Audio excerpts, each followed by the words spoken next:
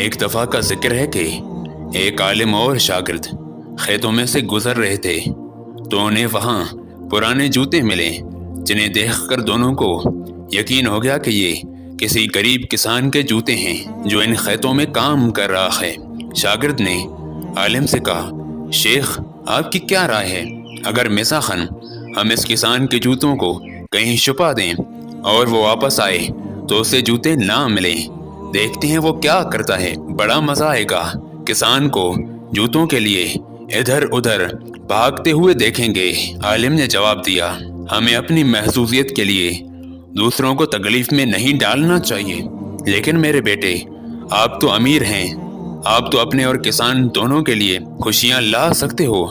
آپ کی کیا رائے ہے اگر ہم کسان کے جوتوں میں کچھ سکے ڈال دیں؟ جب وہ واپس آئے گا اور جوتوں میں سکے پائے گا تو کیا کرے گا، کتنا خوش ہوگا۔ شاگرد کو عالم کی یہ بات پسند آ گئی۔ اس نے کسان کے جوتوں میں کچھ سکے ڈال دیے۔ اس کے بعد عالم اور شاگرد دونوں درختوں کے پیچھے چھپ گئے اور انتظار کرنے لگے کہ کب کسان آتا ہے اور دیکھتے ہیں کیا کرتا ہے۔ کچھ ہی منٹوں کے بعد وہ غریب کسان تھکن سے چور اپنے جوتوں کے پاس آیا۔ جیسے ہی اس نے جوتوں میں پاؤں ڈالا تو اسے محسوس ہوا جوتے میں کچھ ہے۔ جیسے ہی اس نے جوتوں سے پاؤں نکالا اور جوتے کو اٹھا کے دیکھا تو وہ دنگ رہ گیا، ارے یہ تو سونے کے سکے ہیں۔ پھر اس نے دوسرا جوتا دیکھا، اس میں بھی سکے تھے۔ اس نے ارد گرد چاروں طرف دیکھا لیکن اسے کوئی نظر نہ آیا۔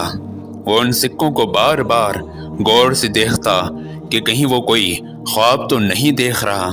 اس نے وہ سکے اپنی جیب میں ڈالے اور وہ گھٹنوں کے بل بیٹھ گیا۔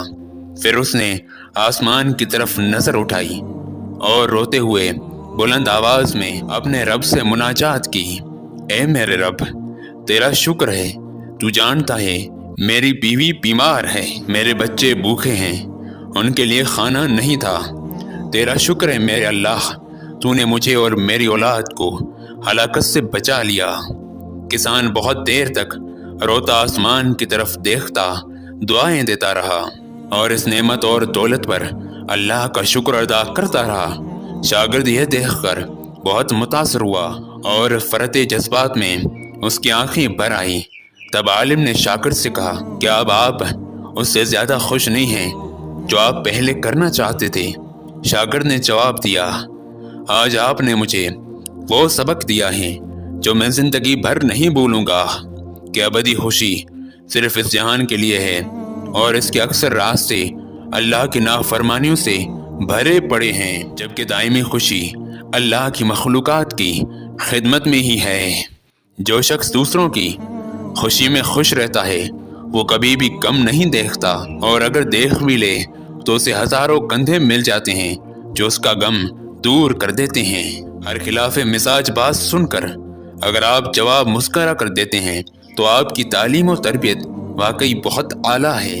یقین کریں، کوئی درزی یا میک اپ آرٹسٹ آپ کو لوگوں میں عزت نہیں دلوا سکتا جب تک آپ اپنا کردار اچھا نہیں کر لیتے۔